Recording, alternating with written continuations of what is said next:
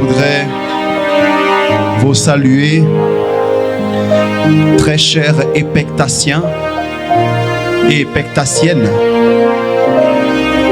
Bon, le mot vient de crier, notez le mot, dorénavant, c'est cela.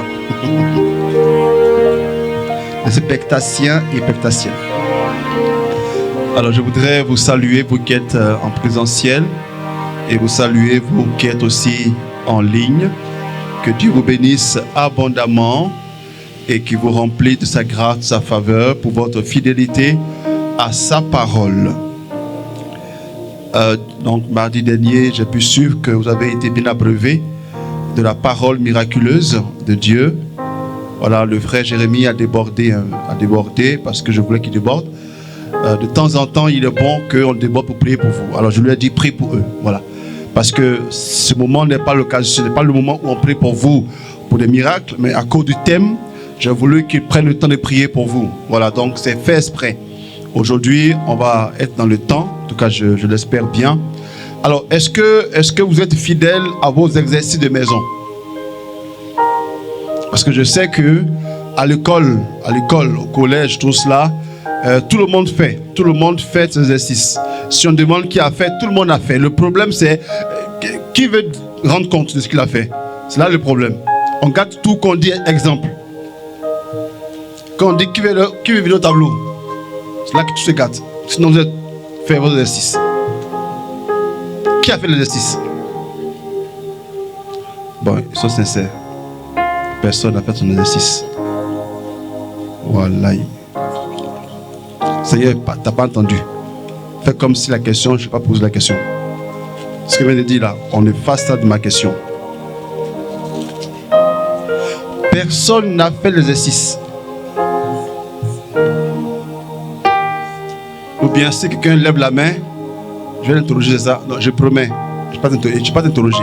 Je promets. Devant Dieu, je promets. Si tu lèves ta main, je ne vais pas t'interroger. Donc je vais reprendre. Qui a fait son exercice?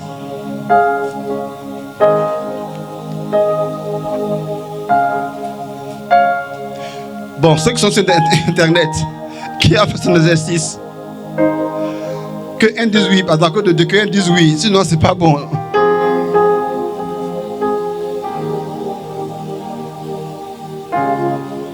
Bon, en attendant que Internet réponde, je vais annoncer le thème d'aujourd'hui. La foi miraculeuse. La foi mystique. Alors moi je me demande, comment enseigner à des élèves que 1 moins 2 existe si ça ne savent même pas que 1 moins 2, si déjà au primaire 2 moins 1 tu ne connais pas, 2 moins 1 tu ne connais pas, comment te dire que 1 moins 2 ça existe?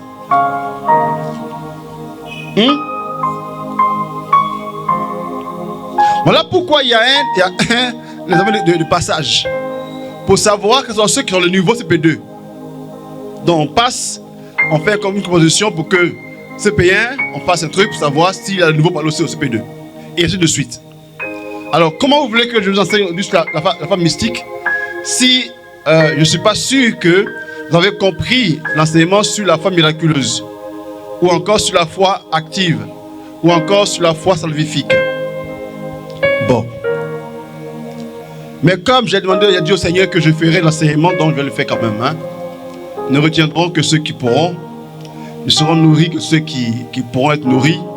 Et ma prière est qu'on soit tous nourris.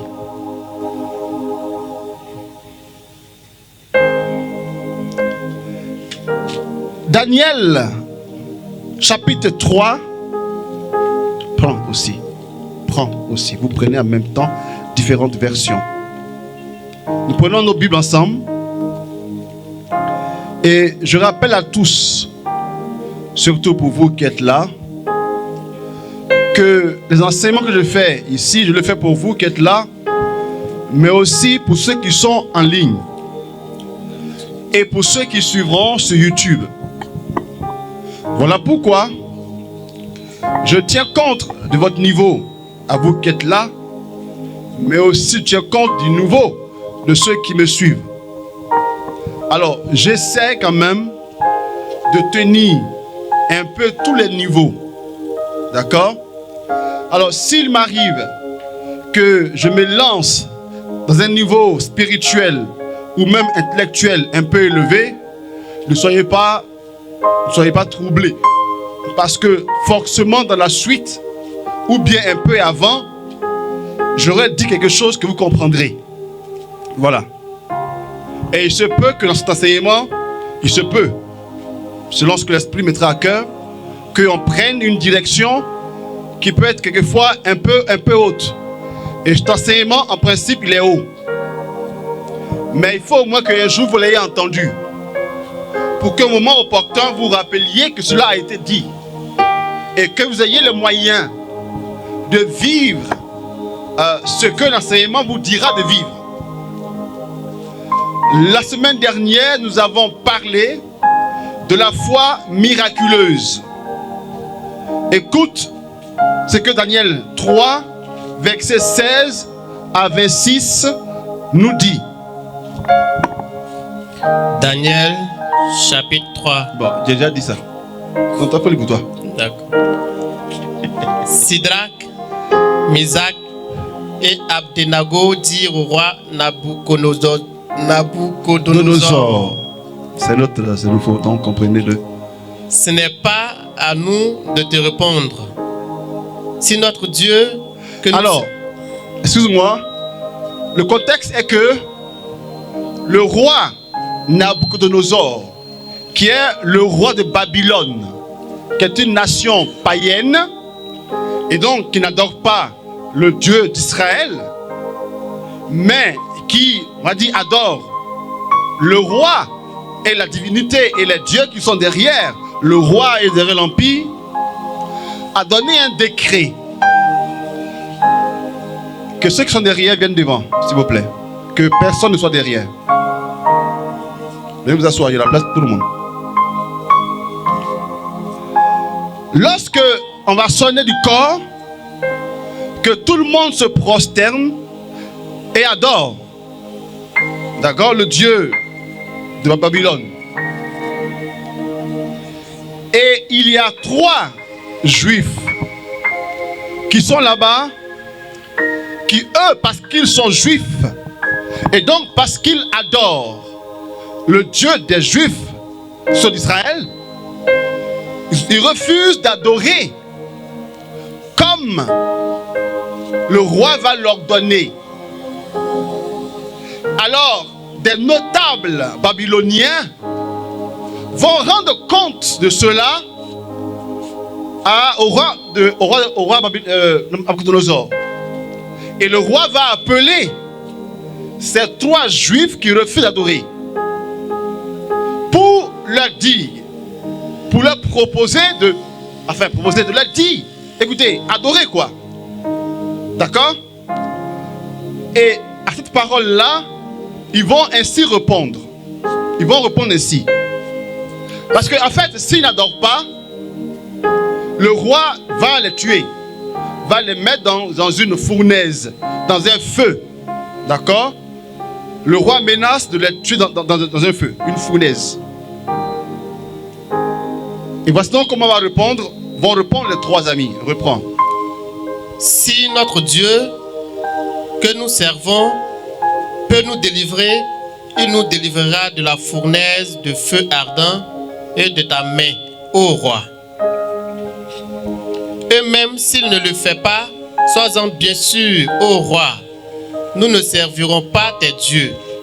Nous n'adorons pas la statue d'or que tu as érigée. Alors Nabucodonosor fut rempli de fureur contre Sidrac, Misak et Abdenago, et son visage s'altéra. Il ordonna de chauffer la fournaise 7 fois plus qu'à l'ordinaire. Puis il ordonna aux plus vigoureux de ses soldats de ligoter Sidrac, Misak et Abdenago et de les jeter dans la fournaise de feu ardent. Alors on ligota ces hommes, vêtus de leurs manteaux et leurs tuniques, de leurs bornets et de leurs autres vêtements, et on les jeta dans la fournaise de feu ardent. Là-dessus, comme l'ordre du roi était strict et la fournaise extrêmement chauffée, la flamme brûla à mort les hommes qui y portaient Sidrac, Misac et Abdenago. Et ces 3 hommes, Sidrac, Misac et Abdenago, tombèrent ligotés au milieu de la fournaise de feu ardent. Or, ils marchaient au milieu des flammes, ils louaient Dieu et bénissaient le Seigneur. Azariah, debout, priait ainsi. Au milieu du feu, ouvrant la bouche, il dit: Béni sois-tu, Seigneur, Dieu de notre Père, loué sois-tu, glorifié soit ton nom pour les siècles. Oui, tu es juste en tout ce que tu fais. Toutes tes œuvres sont vraies. Ils sont droits. Tes chemins et tous tes jugements sont vérité. Tes sentiments de vérité, tu les as exécutés par tout ce que tu nous as infligé, à nous et à Israël, la ville sainte de notre Père, de nos pères. Avec vérité et justice, tu nous as infligé tout cela à cause de ton péché, de nos péchés. Car nous avons péché. Quand nous t'avons quitté, nous avons fait le mal. En tout, nous avons failli. Nous n'avons pas écouté tes commandements. Nous n'avons pas observé. Tu lis quelle version là? Tu as quel verset? Jusqu'au verset 30. Donne le micro, prends le relis. Il ne fallait pas prendre cette Bible là. Je serais dit au moment de le lire. Il faut prendre ta Bible à toi. Ça, je t'indiquerai à quel moment tu dois lire ça. Il faut continuer à parler du verset 18. Alors Nabuchodonosor fut rempli de la fureur et l'expression de son visage changea à l'égard de Shadrach, Meshach et Abed-Nego. Il prit la parole et ordonna de chauffer la fournaise 7 fois plus qu'on avait coutume de la chauffer. Puis il ordonna à des hommes vigoureux de son armée de ligoter Shadrach, Meshach et Abed-Nego pour les jeter dans la fournaise de feu ardent. Alors ces hommes furent ligotés avec leurs pantalons, leurs tuniques, leurs bonnets et leurs manteaux, et ils furent jetés au milieu de la fournaise de feu ardent. Là-dessus, comme la parole du roi était rigoureuse et que la fournaise avait été extraordinairement chauffée, ces hommes même qui avaient hissé Shadrach, Meshach et Abed-Nego, la flamme du feu les tua. Quant à ces 3 hommes-là, Shadrach, Meshach et Abed-Nego, ils tombaient ligotés au milieu de la fournaise de feu ardent. Le roi Nabuchodonosor les entendit chanter. Il fut stupéfait et se leva précipitamment. Il prit la parole et dit à ses conseillers: N'avons-nous pas jeté au milieu du feu 3 hommes ligotés? Il répondit et dit au roi: Bien sûr, ô roi. Le roi répondit et dit: Voici que je vois 4 hommes déliés qui marchent au milieu du feu sans qu'il y ait sur eux aucune blessure. Et l'aspect du 4e ressemble à celui d'un fils des dieux. Alors Nabuchodonosor s'approcha de l'ouverture de la fournaise de feu ardent. Il prit la parole et dit: Shadrach, Meshach et Abed-Nego, serviteurs du Dieu très haut, sortez et venez. Alors Shadrach, Meshach et Abed-Nego sortirent du milieu du feu. Parole du Seigneur. Nous rendons grâce à Dieu. Est-ce qu'on a tous entendu? Il y a eu quoi là? Il y a eu un miracle. Le roi a demandé qu'on jette les 3 amis dans une fournaise ardente. Une fournaise qui est chauffée. D'accord? Mais à cause de l'insolence de ces 3-là, on va leur montrer qui est qui là-bas. Et le roi ordonne que on chauffe 7 fois plus la fournaise pour que ces 3-là n'ait aucune chance de s'en sortir. Et alors on le jette dans la fournaise, et contre l'attente, contre l'espérance du roi, ces trois-là, ils se mettent à louer le Seigneur dans le feu. Et miracle, ils ne sont pas brûlés. Amen. Ça est une manifestation miraculeuse. Et alors, on va donc voir dans un rappel à quoi servent les miracles. Il y a au moins 3 raisons pour lesquelles les miracles sont importants. Comme on l'a vu, on vient de le voir, de le lire là, avec les 3 amis. Le sens du miracle est que le miracle manifeste l'amour de Dieu pour nous. Lorsque Dieu fait un miracle pour nous, il le fait parce qu'il nous aime. Parce qu'il est un père responsable qui prend soin de ses enfants. Et pour eux, il dispose les choses pour que leur vie connaisse des manifestations d'ouverture pour leur épanouissement. Lorsque le Christ a passé ses 3 ans sur la terre, il a passé 3 ans à prêcher, mais aussi à guérir, à libérer, à ouvrir des portes pour les personnes. Un jour, le Christ a vu une femme, une veuve, perdre son enfant. Ils étaient en train d'aller l'enterrer lorsque, dans son cœur, il fut saisi d'une grande compassion, d'un grand amour. Il fait attendre le cortège et il redonne la vie au jeune homme et il rend le jeune homme à sa mère. Parce qu'il aimait cette femme, elle ne voulait pas la voir souffrir. Le Christ fait des miracles afin de nous montrer qu'il désire notre épanouissement. Donc le miracle, c'est un signe d'amour de Dieu pour nous. Deuxièmement, si Dieu fait un miracle par amour, eh bien c'est pour nous prouver qu'il nous aime. Et cette épreuve de l'amour de Dieu par un miracle prouve aussi que Dieu est puissant. Lorsque Dieu donne la vie à un mort, ça montre qu'il est puissant. Le Seigneur, en faisant un miracle, il ne veut pas démontrer qu'il est fort. Dans la Bible, jamais dans le Testament, avec le Christ par exemple, le Christ ne montre pas qu'il est fort. Quand il fait un miracle, ce n'est pas pour montrer qu'il est fort. Il le fait par amour. Mais même s'il fait par amour, nous pour qui le miracle il est fait, nous avons la preuve qu'il est fort. S'il guérit, bien il est fort. S'il délivre, c'est qu'il est fort. Il nous aime, c'est vrai, mais aussi il est fort. Donc, troisièmement, aussi le miracle est une preuve de la présence de Dieu pour nous. Amen. Quand Dieu fait pour nous un miracle, on a la preuve qu'il est présent pour nous.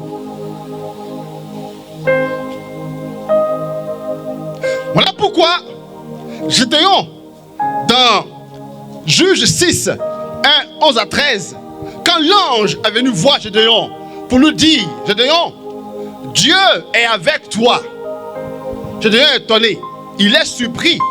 Il dit, comment tu peux dire que Dieu est avec moi, donc est avec nous, quand nous voyons que notre peuple est un peuple qui est vaincu par notre peuple. Notre peuple est attaqué continuellement par notre peuple. Donc où es-tu? Où est Dieu pour qu'on soit si attaquable et attaqué par d'autres peuples? Seigneur, je doute un peu de ta présence là, car je ne vois pas cela. Frères et sœurs, il est important que Dieu agisse pour nous. Parce que, frères et sœurs, personne ne peut connaître Dieu si ce n'est que Dieu lui-même se fait connaître. Qui sait là où Dieu loge? Qui sait où il habite? Personne ne le sait.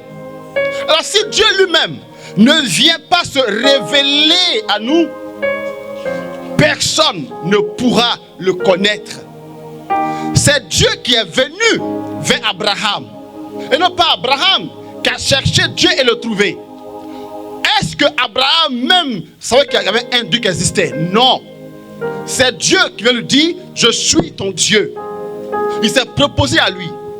Et le Seigneur montre qu'il est là par sa manifestation. Parce qu'il fait pour nous. Parce qu'il nous touche. Et en nous touchant, nous savons qu'il est là.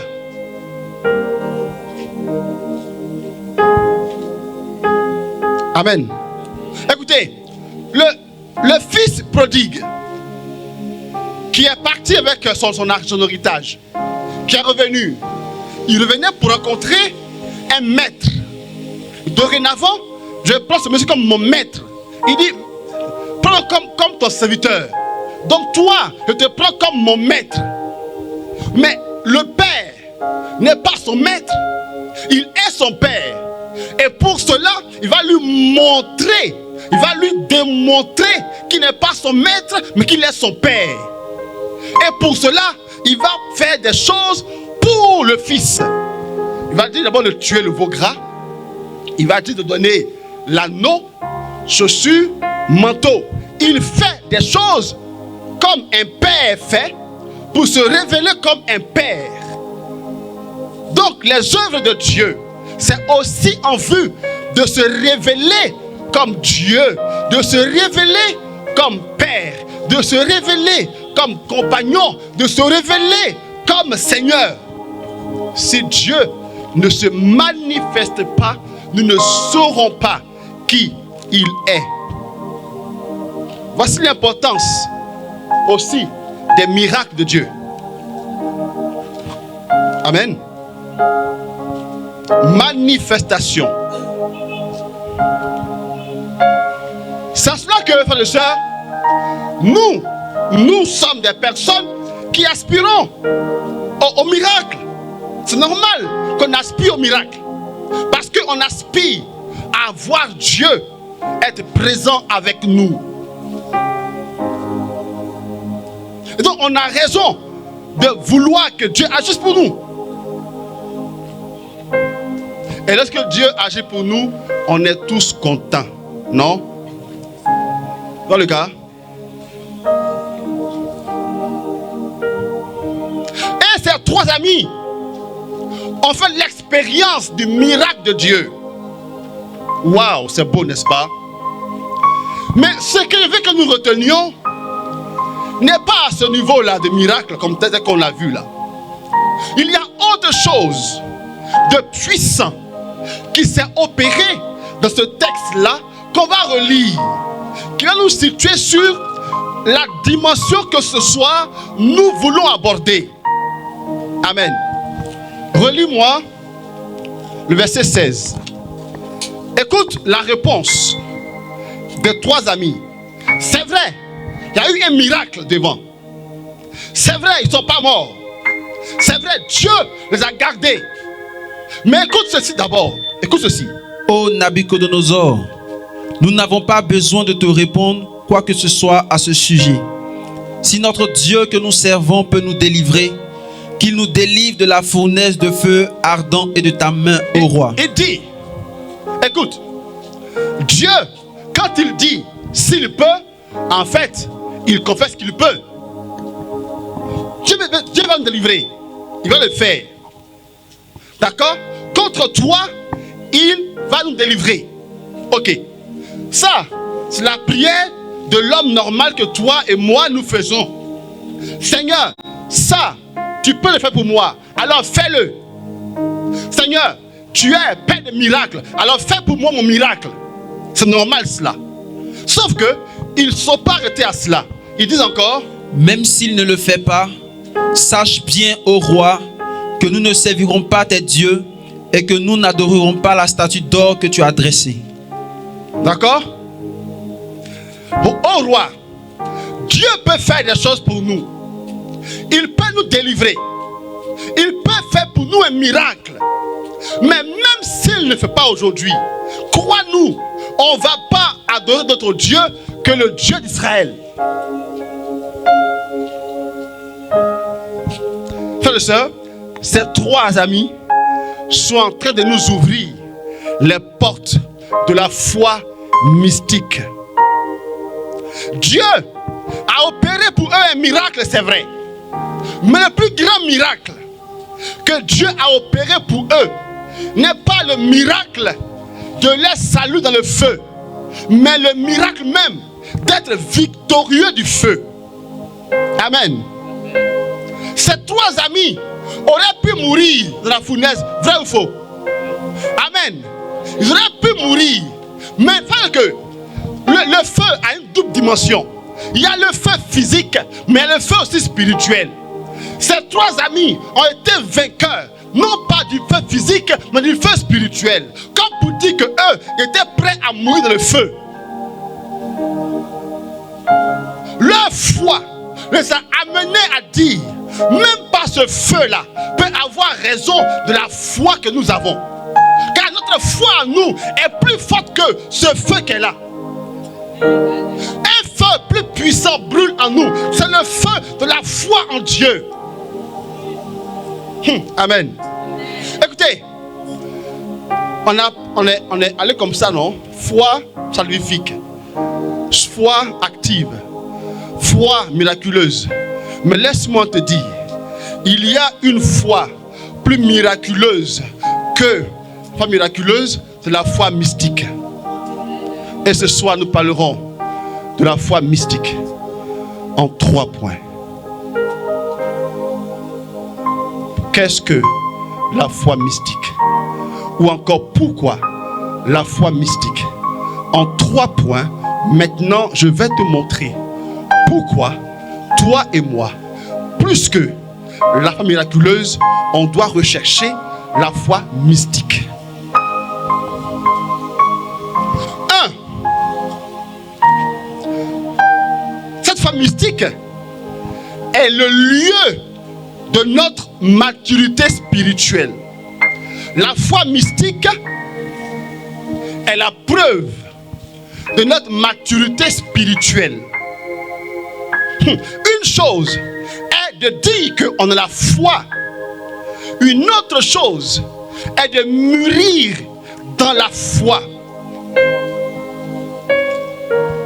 Car, frères et sœurs, écoutez, la vie spirituelle, la vie de foi est une vie évolutive, c'est-à-dire qui doit évoluer. Amen. De même que ce qu'il vit a un commencement et a une fin, un commencement, un progrès et une maturité, de même, la vie spirituelle, elle commence quelque part. Ensuite, elle doit progresser pour enfin trouver une maturité. C'est pour ça que les saints, particulièrement un saint qu'on appelle Jean de la Croix, il dit que la vie spirituelle a 3 dimensions. Et c'est ça qui peut être un peu compliqué. Et la dimension qu'on appelle purgative, c'est la dimension de ceux qui commencent la vie spirituelle. Le commencement, c'est l'étape des commençants, de ceux qui rencontrent le Seigneur et qui en font leur Seigneur et leur Sauveur.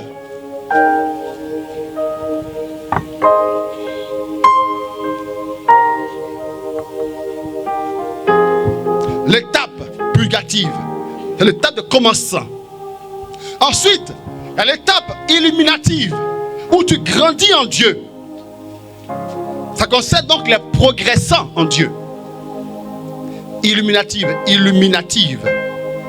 Donc, la vie purgative, P-U-R-G-A-T-I-V-E, purgative.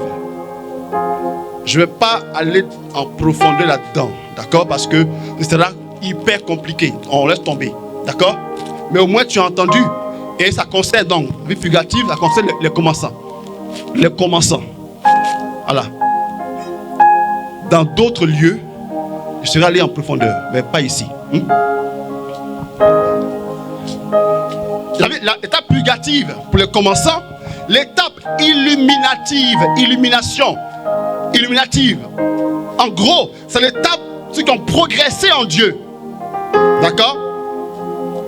Et puis enfin l'étape unitive, union, unitive, U-N-I-T-I-V-E, unitive, qui est l'étape des parfaits, l'étape de la vie mystique, l'étape où on vit la foi mystique. Vous voyez qu'il y a une progression. Et on doit progresser. Et voici un élément important par lequel on mesure le progrès. Si tu veux savoir que ta vie spirituelle est en progression, voici un élément très important qui va justement nous aider à comprendre la suite de l'enseignement.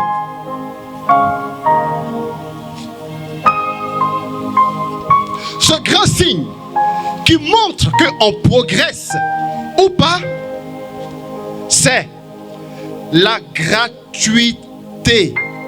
La gratuité de notre relation à Dieu. La gratuité de la relation à Dieu. Ou encore, l'inconditionnel. Écoute, s'il y a un mot, tu ne comprends pas, il faut dire, c'est pas grave. L'autre mot, tu comprendras.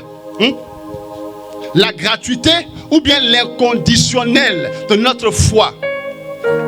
Ça veut dire quoi? Écoutez, Dieu, lui, nous aime comment?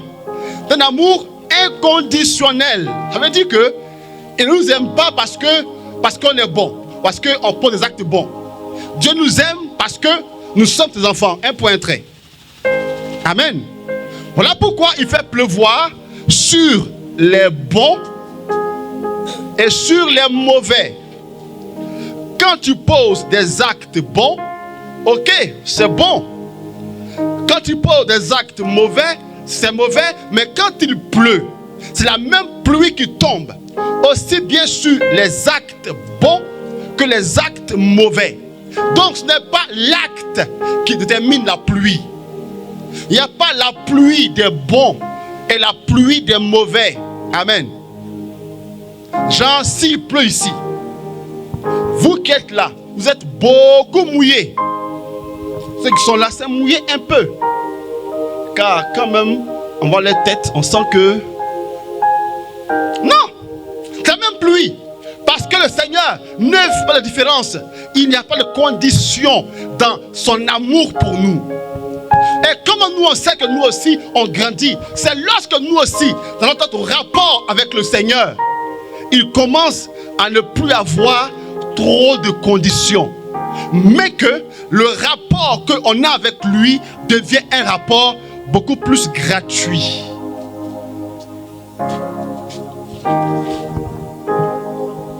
Parce que on avance un peu.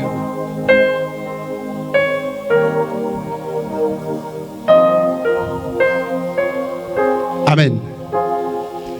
Lorsque ma foi n'est plus une foi de condition, donc une foi de preuve, on commence là à aborder un autre type de foi. Il y a nous qui croyons en Dieu parce que Dieu fait des choses pour nous. Et à mesure que Dieu fait des choses pour nous, à cette même mesure-là, on croit en lui. Mais on commence à grandir en Dieu lorsque ma foi en Dieu n'est plus conditionnée par ce que Dieu fait ou pas dans ma vie. Et lorsque ma foi commence à passer d'une foi de preuve à une foi pour rien, on dit que maintenant j'exerce une foi mystique. Et les trois amis là, de Daniel, ont commencé à exercer une foi mystique, c'est-à-dire une foi qui n'est fondée non pas sur les preuves de Dieu, mais fondée sur Dieu lui-même. Je crois en Dieu parce qu'il est Dieu. Un point, un trait. Ma foi en moi n'est plus simplement une foi miraculeuse. Parce que je vois, je crois. Parce qu'il m'a touché, je crois. Parce qu'il m'a guéri, je crois. Parce qu'il m'a libéré, je crois. C'est vrai que Dieu libère, Dieu guérit, Dieu ouvre les portes.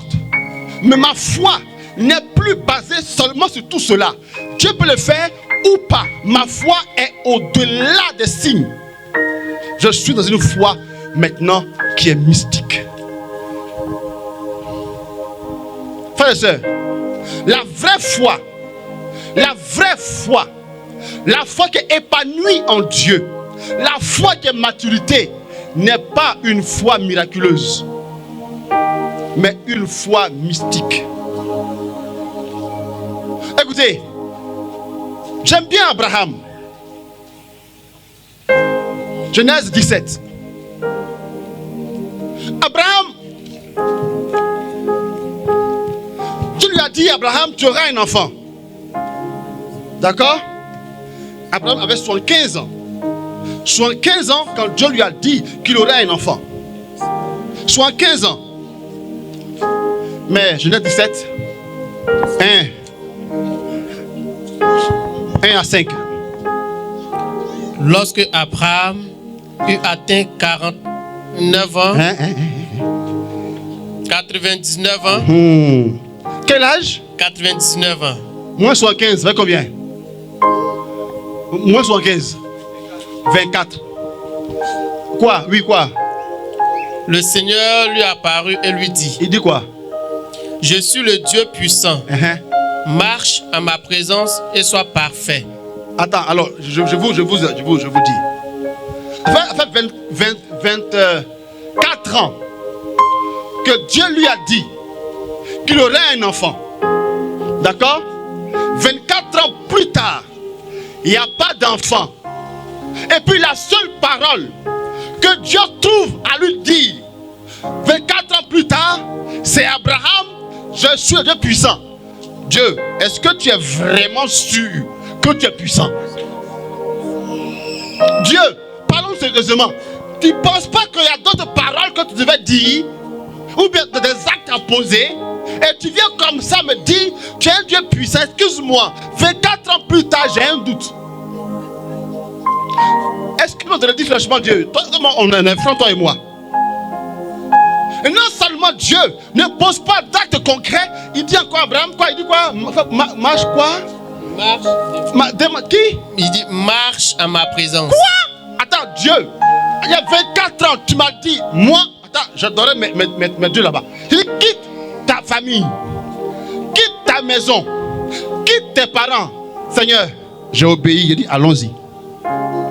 Dans un coin où tu m'as dit que toi-même tu me liquiderais, j'ai pris un chemin que même moi, j'ignorais où je partais. Mais t'es suivi. D'accord? Donc c'est quelle affaire de marche à ma présence là.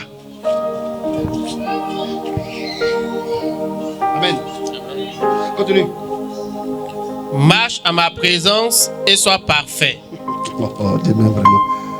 J'établirai mon alliance entre moi et toi et je multiplierai ta descendance à l'infini. Il vient dire encore. Attends. Même un enfant, je n'ai pas encore reçu. Je suis déjà blessé. Et tu viens encore ajouter. Et puis il verra quoi?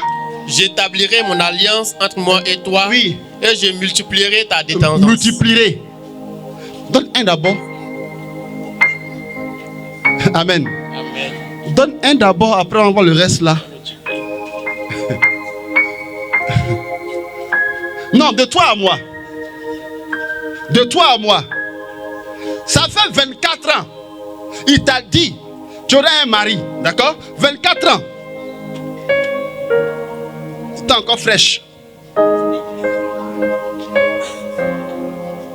Tous les hommes qui viennent vers toi, soit sont mariés, soit veulent juste. Donc, toi, tu viens à la prière, mais tu as 6.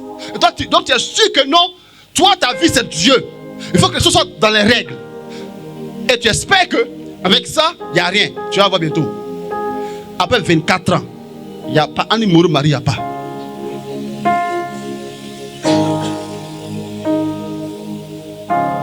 Il dit quoi? Continue. Abraham tomba face contre terre. Waouh. Attends. Abraham tomba face contre terre.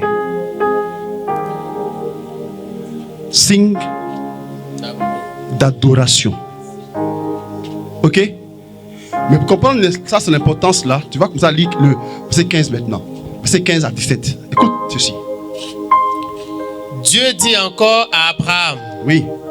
Sarai, ta femme, tu ne l'appelleras plus du nom de Sarai. D'accord? Désormais, son nom est Sarah, c'est-à-dire princesse. Je la bénirai, d'elle aussi, je te donnerai un fils. Oui, je la bénirai. Elle sera à l'origine de nations. Bon, là vraiment Abraham n'en peut plus. Alors, Abraham fait quoi? Verset 17. Abraham tomba face contre terre. Et puis fait quoi? Il se mit à rire Non, car il... non, c'est bon. Non, parce que non. Non, parce que en fait là c'est plus normal. C'est pas normal. Il faut qu'on rie. C'est mieux de rire, non? Hein? Jean, quand tu avais encore 18 ans, Dieu t'a dit, tu auras un mari. Tu avais 24 ans, combien? Enfin, plus 18, combien? Et 42. T'as dit, sur toi-même là même, tout est chose. Et cela vient te dire non. T'as dit, tu es. Et moi, j'ai pas dit ça, c'est lui qui a dit. C'est lui qui a dit ça, mais tout. Et puis il vient dire, tu aurais un beau gosse. Il dit, hey. Tu aurais un beau gosse, lèvres roses, table de chocolat. Moïse dit, Abraham dit, mieux vaut que on regarde rire, c'est mieux. Rions. Oh, Dieu me fait rire quoi. Dieu. Amen. Et alors, continue. Il se met à rire, oui. Car il se disait, un homme de 100 ans va-t-il avoir un fils? Et Sarah va-t-elle enfanter à 90 ans? Oui.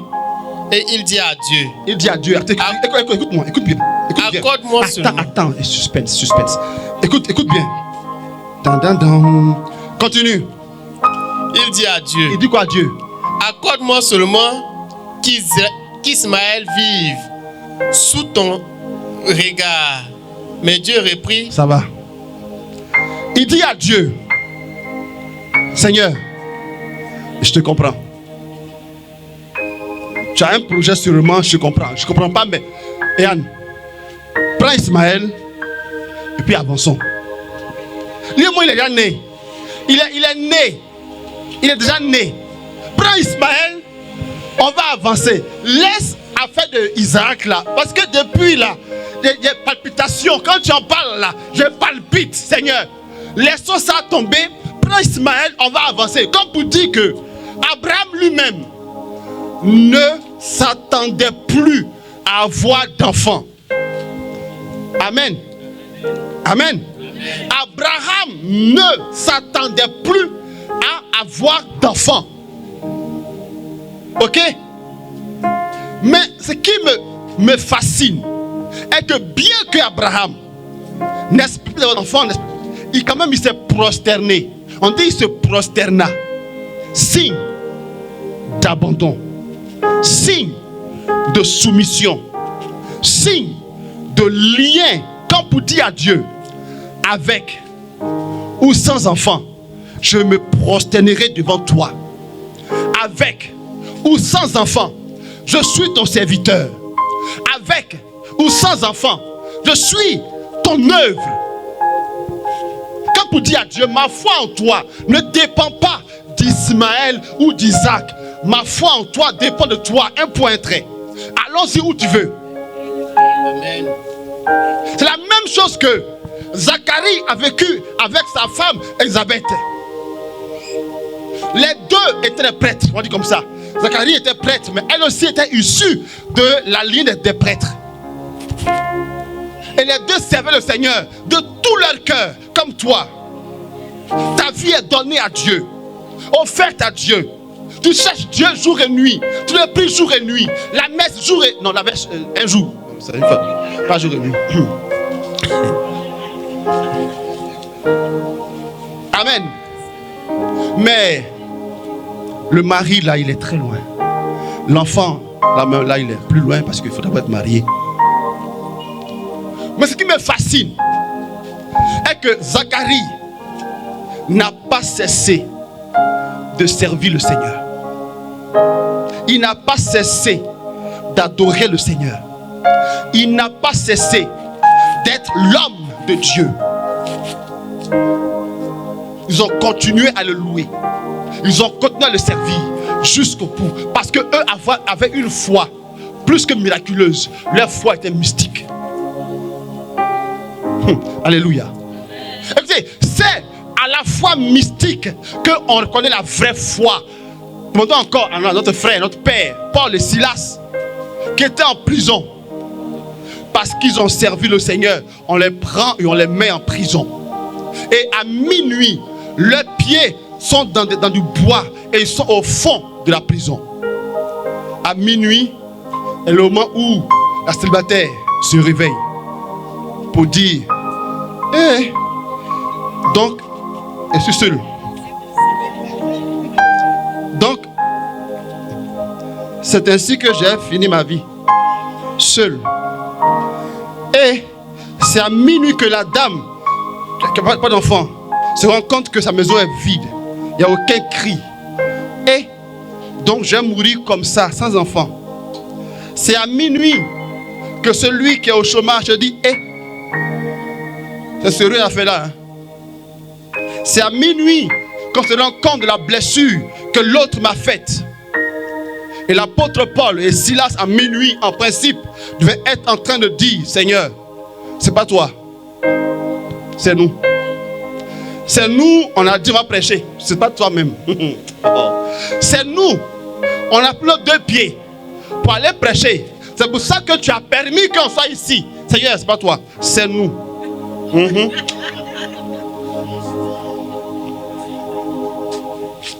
Si je m'étais marié avec l'homme marié là, ça ne serait pas m'arriver aujourd'hui. L'homme qui a dit me prendra comme deuxième épouse là, j'aurais dû lui dire oui. C'est pas toi Seigneur, c'est moi. C'est moi qui ai dit je ne veux pas que toi tu vas me bénir.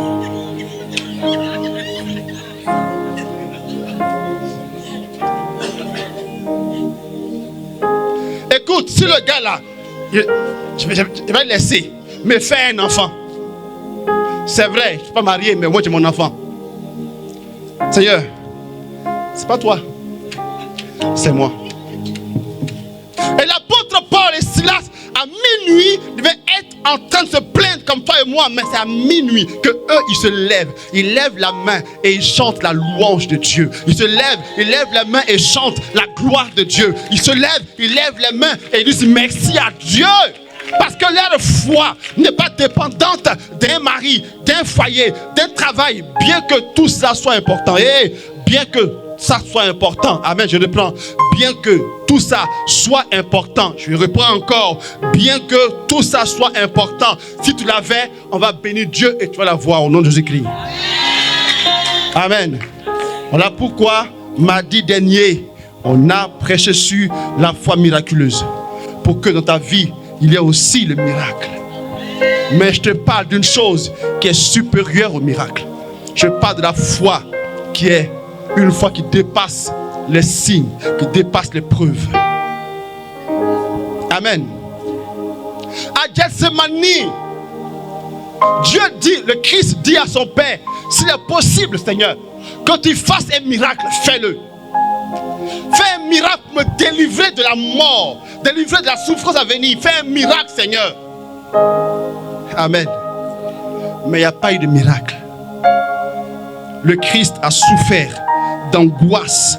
Sa sueur était une sueur de sang, mais il n'a pas lâché. Je ne vais pas laisser Jésus. Non. À la croix, un larron dit à Jésus, hé, Jésus, fais un miracle. Amen. Dieu, c'est comment? Fais un miracle, c'est comment? Sauve-toi, sauve-nous, c'est comment? Amen. Mais le Christ, il est là, accroché à la croix, pour des miracles. Mais dit à son Père, en tes mains, Seigneur, je remets mon esprit. Car sa foi est une foi qui est au-delà du miracle. Sa foi est mystique. Alléluia. 2. La foi mystique est le lieu de notre véritable épanouissement en Dieu. Deuxièmement, la foi mystique est le lieu de notre véritable épanouissement en Dieu. Écoutez, frères et sœurs, si ta vie, si ma vie est basée seulement sur le miraculeux, eh bien toi et moi, nous serons les plus à plaindre. Nous serons malheureux. Si ma conception de Dieu est une conception que ce Dieu-là fera toujours des miracles pour moi, alors je serai un frustré spirituel. Amen. Et si ma vie spirituelle est une vie où il y a toujours des miracles, eh bien là, on n'est pas dans une vie spirituelle, nous sommes plutôt dans une pouponnière spirituelle. Une pouponnière spirituelle.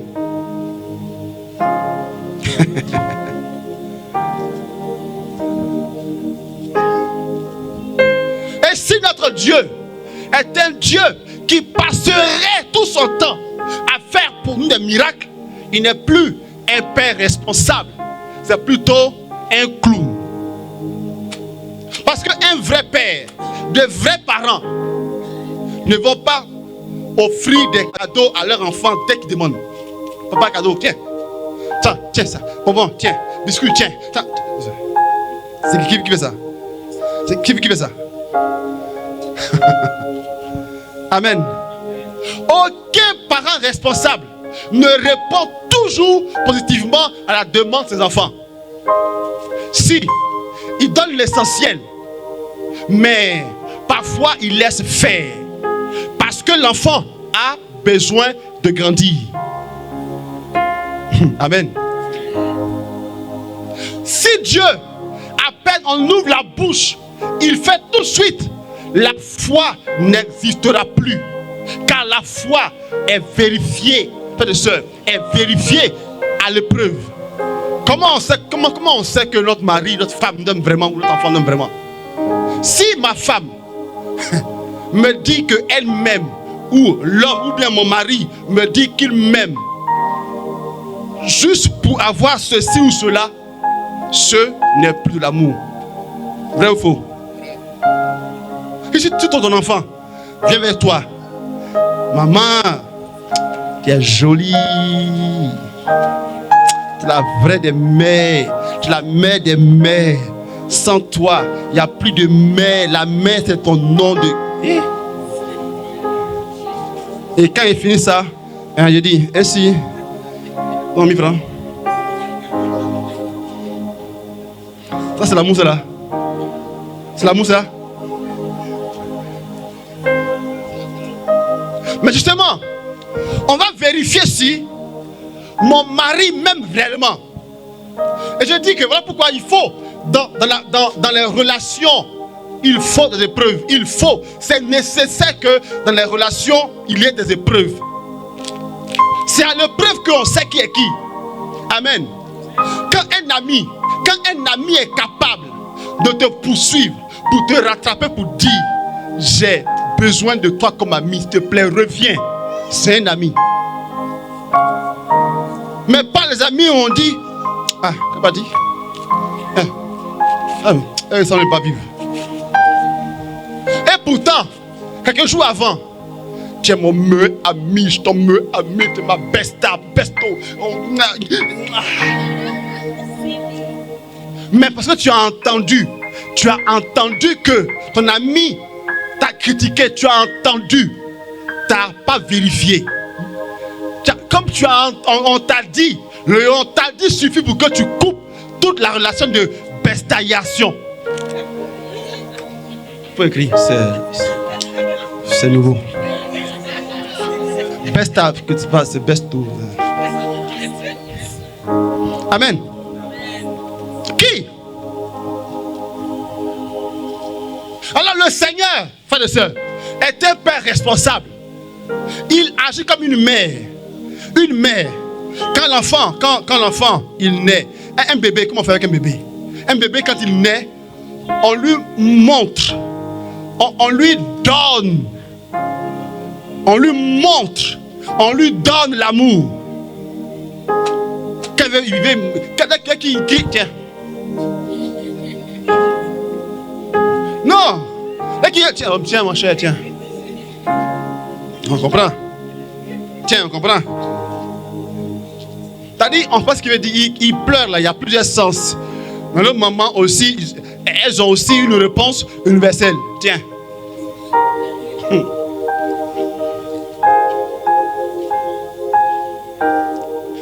Un bébé, il fait quoi? On fait des malgré.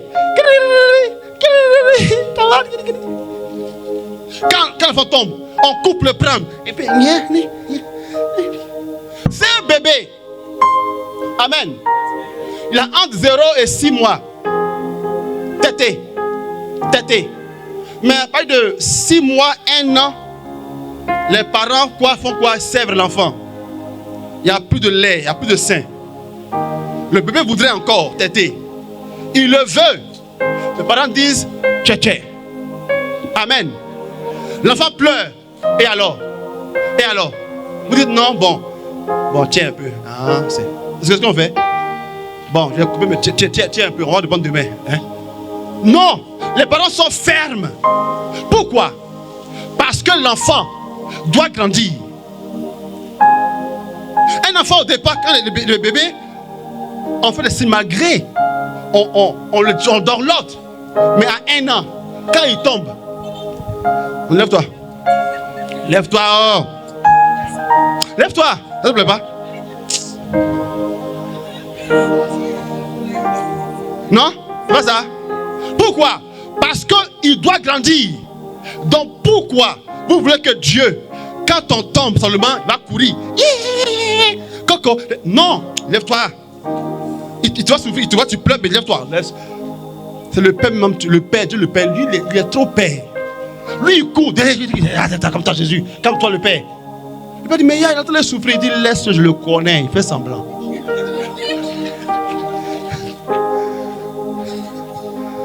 Amen. Donc, frères et sœurs, Dieu est un pédagogue.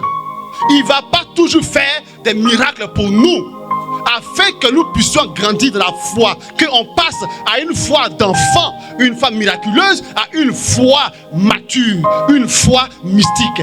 Et ceux qui ne comprennent pas ça vont souffrir pour rien. Eh Seigneur, tu ne fais rien, non? Tu ne fais rien, non? Il faut pleurer. Quand tu as de pleurer là, tu vas revenir, on va se parler. Un peu comme l'arbre, non? Quand l'arbre ne produit pas, on fait quoi? On coupe les branches. Ça saigne, non? Donc quoi? Donc quoi? Ça saigne. Ça saigne, ça va finir, ça grandit un jour. Dieu voit quand se lamente. Il voit qu'on pleure. Mais il veut voir autre chose plus que ça.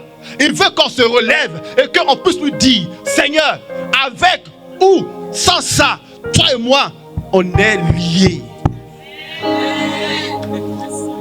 Et le jour où toi et moi allons comprendre que Dieu est plus que les miracles, notre vie sera une vie paisible. Le Christ a vaincu la mort avant la mort. Alléluia. Il a vaincu la mort avant la mort. Le Christ est mort. Amen. Il est mort. Il est réellement mort. Mais en fait, il a été plus que la mort parce qu'il a dit, ma vie, c'est moi-même qui la donne. Car sa foi était une foi miraculeuse. Et quand tu vis ça, c'est vrai, physiquement tu souffres, mais intérieurement, il y a quelque chose qui t'embrase. Et les 3 amis ont dit au roi, fais ce que tu veux. Et ceux qui ont une foi miraculeuse, ils s'en foutent des détails. Que tu les aimes, que tu ne les aimes pas. Écoute, ils ne se passent que les préoccupations. Il y a des gens malheureusement qui perdent le temps. Qui perdent le temps à chercher. Et même ils cherchent. Qui ne les aime pas. Et même ils cherchent. Qui les critique. Ils cherchent où ils sont. Ils cherchent même. On dit il n'y a pas. Il dit mais il y a l'autre là. Il y a comme il me regarde. Oui mais quoi ton affaire. Oui mais regarde comme il me regarde. Oui, mais quel est ton problème là-dedans? Amen. Et nous on cherche comment souffrir. On aime ça des mazos. On cherche comment souffrir. Mais celui de la foi est mystique. Ne recherche que l'œil de Dieu, le regard de Dieu, la pensée de Dieu, l'action de Dieu qui dit hey, je suis là pour toi. Numéro 3, vite fait. La foi mystique est la foi de la véritable vision de Dieu. Si tu veux mieux voir Dieu, c'est à travers la foi mystique. Écoutez, Dieu est esprit. Dieu, il est esprit. Dieu n'a pas de corps.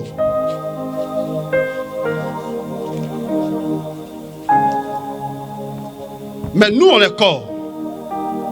Et nous, les choses, on les connaît grâce à quoi? À nos sens. Alors le Seigneur, qui est pur esprit, pour que nous, on le connaisse, il se rend perceptible.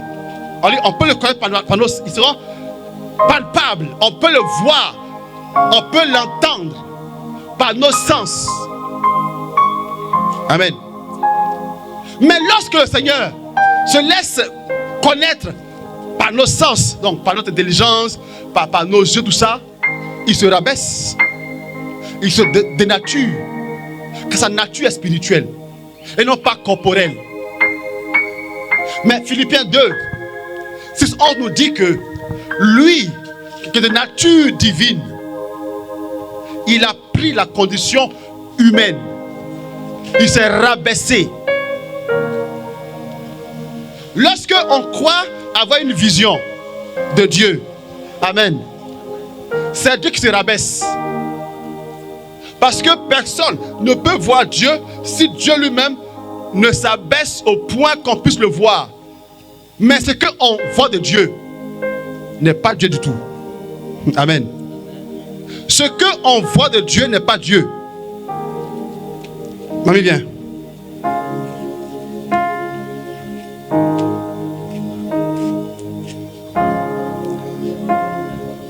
C'est qui ça? C'est ton ombre. C'est toi. C'est toi ça? Oui, c'est moi. Non, ça c'est toi. Ça c'est qui? Ça c'est quoi? Un micro. Dans le micro. C'est quoi ça? C'est moi. C'est toi qui es là? Oui, c'est mon nom. Non, non. C'est toi ou c'est ton ombre? C'est mon ombre. C'est toi ou c'est pas toi? C'est mon ombre. C'est toi ou pas? Oui, oui, c'est moi. C'est toi qui es là.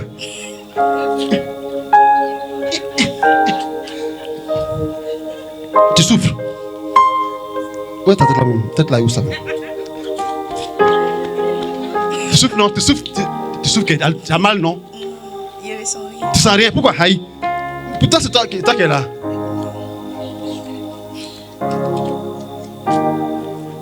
Comment on fait ça? C'est toi ou c'est pas toi qui est là? C'est mon ombre. Eh, c'est toi. Oui, oui. Ah, mais pourquoi tu n'arrives pas à souffrir? C'est pas toi, c'est ton ombre. Regarde, si je te pince là, tu as crié aïe. Mais je n'arrive pas à pincer ça. Ça, c'est une pâle image de toi. C'est-à-dire, on sent que quelqu'un est là. D'accord? Mais si on te couvre toi, on met sur toi un pagne, on ne saura pas qui est là. On va le pagne ici. Vite, mamie. Couvre-la. Non, c'est bon. C'est bon. Faut t'asseoir. Et fais quelque chose. Mamie, ferme les yeux. Ferme tes yeux, n'ouvre tes yeux. Hein.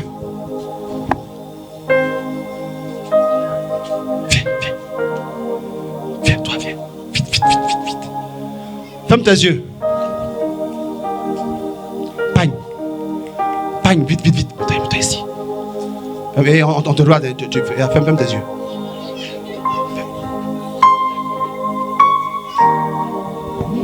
Ferme aussi, voilà. Ouvre les yeux. Viens, ma vie. Micro.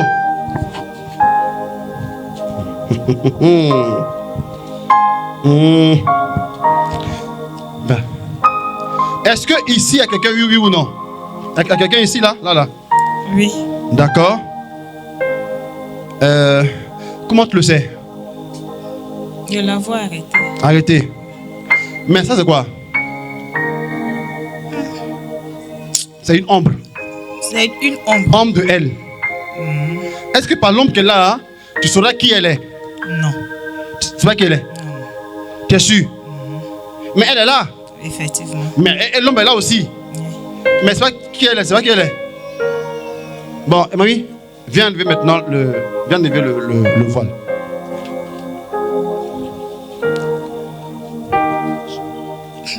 Et maintenant, c'est qui elle est? C'est qui? Amicia. Mais il y a l'homme qui est là. Là, il y a l'ombre. Oui. D'accord.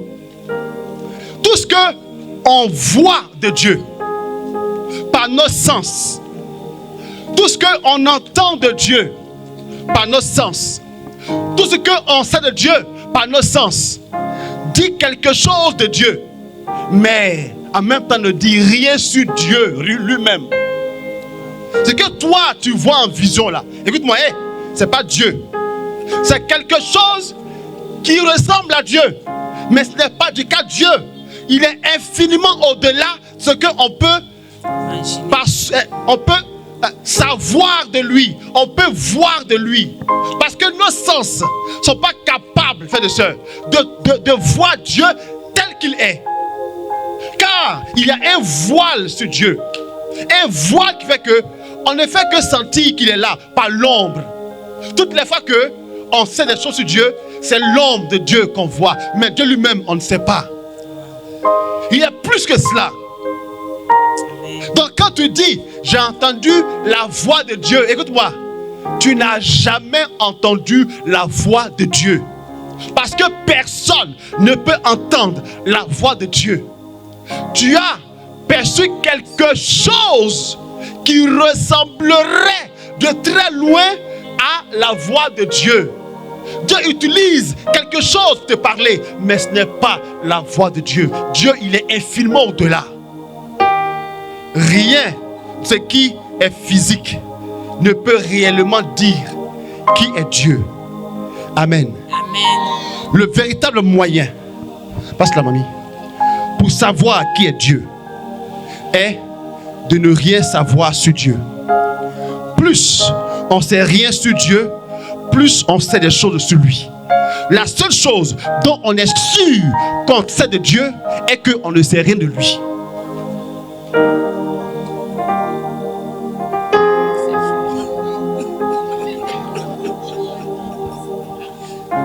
Donc plus mamie, plus on sent Dieu, plus il est loin. Parce que Dieu n'est pas corporel, il est spirituel.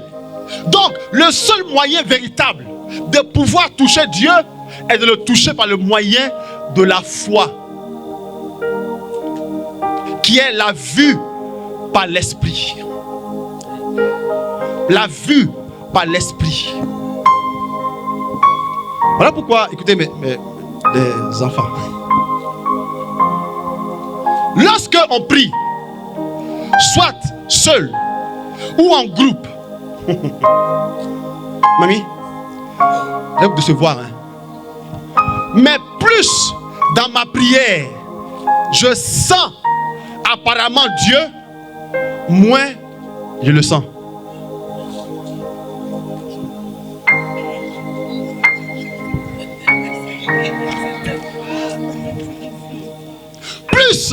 On pense que la prière chauffe.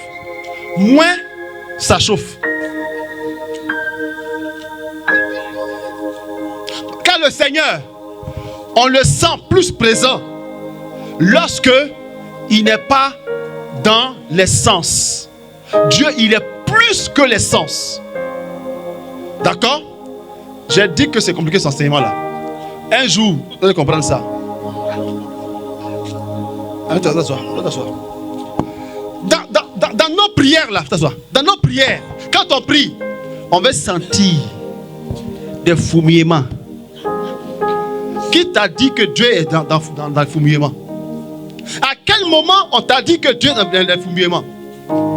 Amen.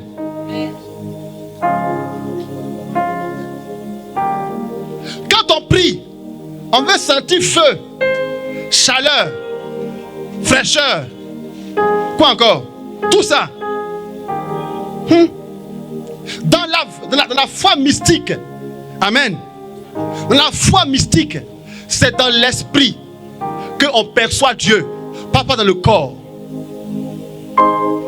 Donc, lorsque moi je prie, par exemple, je ne m'attends même pas à ce que Dieu se manifeste. J'attends à ce que justement il ne fasse rien. Car dans ce rien-là, c'est là qu'il est.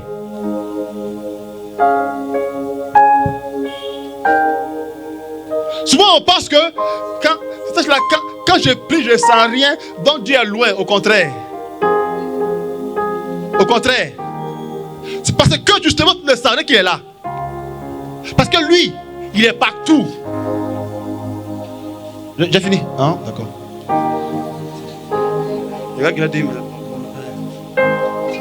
Donc, frères et sœurs, il faut que nous tendions à la foi mystique.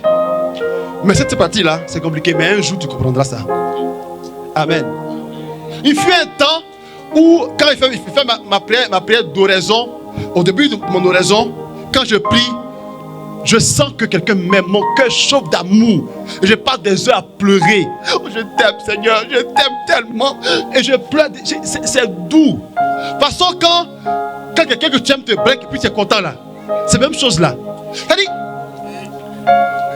non. C'est-à-dire, avant, quand on lit les lettres d'amour, parce qu'avant, elle n'est pas chose avant. WhatsApp, donc c'est pas lettre, non. Lettre là. Quand tu commences à lire, toi même là, tu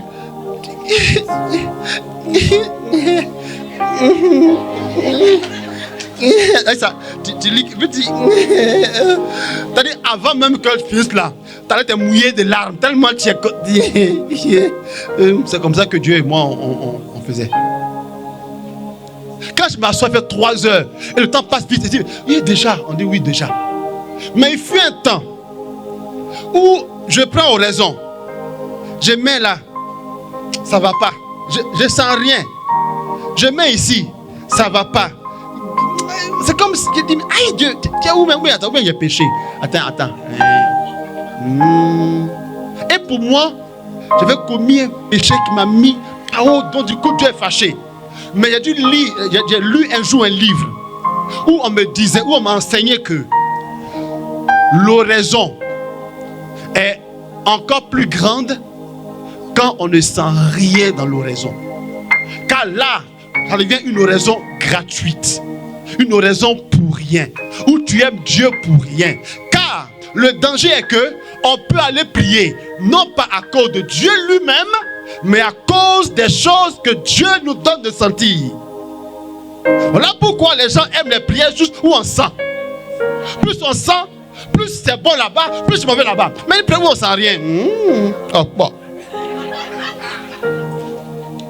Par contre, la vie chrétienne là est une vie de gratuité. Amen. Donc cherchons les prières où on sent. Allez-y. Allez-y. On aime les prières où on tombe. Allez-y, tombez seulement. Tu as te blessé pour ne rien. Tu as vu non? On a fait exprès pour mettre ici ciment. Tombe, tu vas voir ici. Tu as te fait une marque ici pour ne rien. Tu cherches Marie, tu te blesses. Et quand le gars il est dehors, il t'attendait pour te braquer. Mais il t'a vu, tu es blessé. Bah. Braquage. Et toi, oh, c'est fini. Tu es tombé pour ne rien. Amen. On va se mettre debout.